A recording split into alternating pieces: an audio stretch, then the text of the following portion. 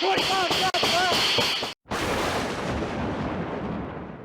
city of Chicago is an equal opportunity city, meaning you have an opportunity of being shot pretty much anywhere. Chicago is broken down into 77 neighborhoods, and so far this year has had 56 homicides occurring in 28 of those neighborhoods.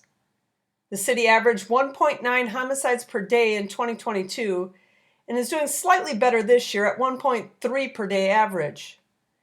Chicago has had 2 mass shootings this year, both in the month of January, but even though they ended 2022 with 44 mass shootings, by far the most of any U.S. city, they didn't suffer their second one until March 13th. So not a good sign for how things are going this year. In 2022, 1/3 of the 692 homicides occurred in 6 neighborhoods: Austin, South Shore, North Lawndale, Auburn Gresham, West Garfield Park, and Englewood. So far this year, 1/3 of the 56 homicides have occurred in 4 neighborhoods: Austin, South Shore, North Lawndale, and Chatham. And the mass shootings have occurred in Washington Park, which was a drive-by with all teenage victims, and the South Shore, which was a targeted home invasion with a teenage shooter and all adult victims. The city has had 9 deaths under the age of 19, so 16% of the homicide victims have been teenagers or younger. Of the victims where race was listed, 80% were black, 10% white, and 7% Hispanic. And 93% were shootings.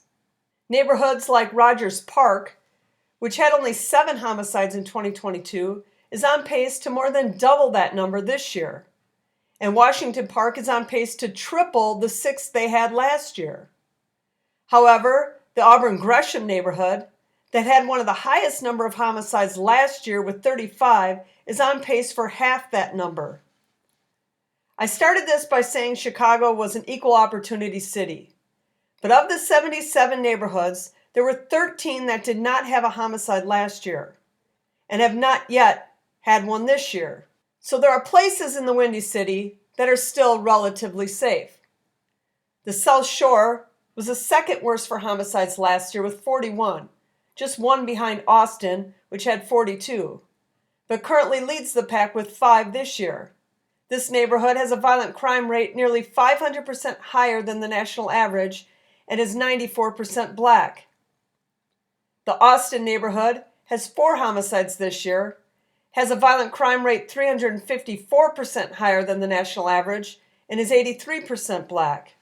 And for some perspective, the 41 and 42 homicides in these 2 neighborhoods is higher than all the homicides in cities like St. Paul, Minnesota, which had 40, and twice that of Des Moines, Iowa, which had only 21.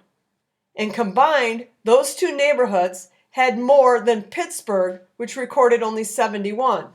And looking at a couple of the safer neighborhoods, Norwood Park has crime stats much safer than the national average and is demographically 90% white. And the Mount Greenwood neighborhood has similar crime stats, 45% safer than the national average, and is demographically 92% white. So if you want to live in Chicago, there are still a few places, by my count 13 neighborhoods, that your likelihood of being a victim of a homicide is small. The other 64 neighborhoods, or 83% of the areas, have had at least 1 homicide in the last year. And there were well over a dozen neighborhoods that recorded double-digit homicides. Chicago is one of the largest cities in America, and your odds of becoming a fatality aren't as high as you might think. But your proximity to potential violence is high throughout the city. They don't call it Chirac for no reason. Chicago was recently ranked as the 43rd most dangerous city in the world, ranking among 11 U.S. cities to make the top 50. By this same ranking system, it would be the 9th most dangerous city in America.